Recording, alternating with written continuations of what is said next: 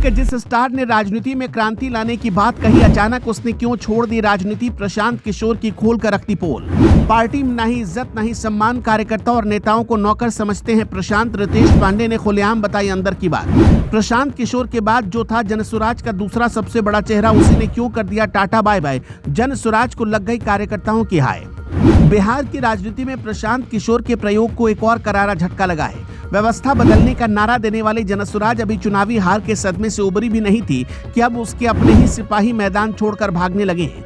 Bhojpuri industry के superstar और Kargahar seat से जनसुराज के प्रत्याशी रहे रितेश पांडे ने पार्टी से इस्तीफा दे दिया। रितेश पांडे का ये फैसला न सिर्फ उनके प्रशंसकों के लिए बल्कि खुद प्रशांत किशोर के लिए किसी बड़े झटके से कम नहीं है।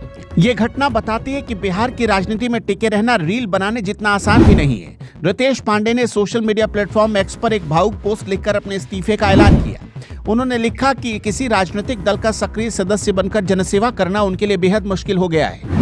उनका कहना है कि उन्होंने लोकतंत्र के महापर्व में पूरी ईमानदारी से हिस्सा लिया, लेकिन नतीजे उनके पक्ष में नहीं रहे।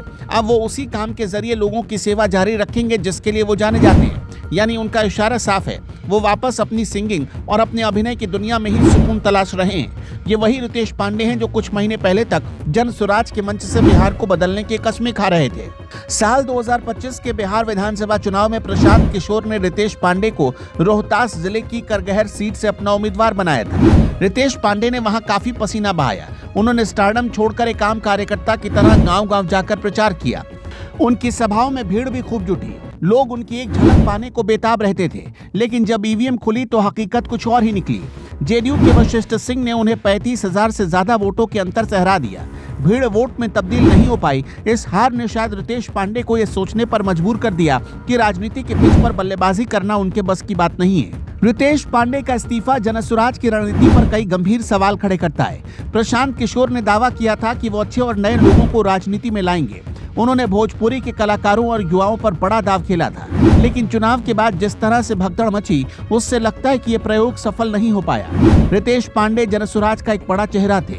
उनका जाना पार्टी के मनोबल को तोड़ने वाला है। ये साबित करता है कि केवल सेलिब्रिटी स्टेटस के दम पर बिहार में चुनाव नहीं जीता जा सकता। एनडीए की मजबूत पकड़ के आगे जनसुराज का वैकल्पिक राजनीति का मॉडल फिलहाल लड़खड़ाता हुआ नजर आ रहा है। अब सवाल यह है कि रितेश पांडे का अगला कदम क्या होगा। हालांकि उन्होंने अभी अपने पत्ते नहीं खोले हैं, लेकिन सियासी गलियारों में चर्चा तेज है। क्या वो बीजेपी या जेडीयू का दामन थामेंगे या फिर से वो पूरी तरह राजनीति को अलविदा कह देंगे। वहीं दूसरी तरफ प्रशांत किशोर के लिए चिंतन का समय है। उन्हें सोचना होगा कि आखिर उनके चुने हुए लोग हार के बाद इतनी जल्दी हताश क्यों हो रहे हैं। अगर यही हाल रहा तो जनसुराज का भविष्य खतरे में पड़ सकता है। रितेश पांडे का जाना एक व्यक्ति का जाना नहीं है, बल्कि उस भरोसे का टूट जाना है जो उन्होंने चुनाव से पहले जनता को दिलाया था।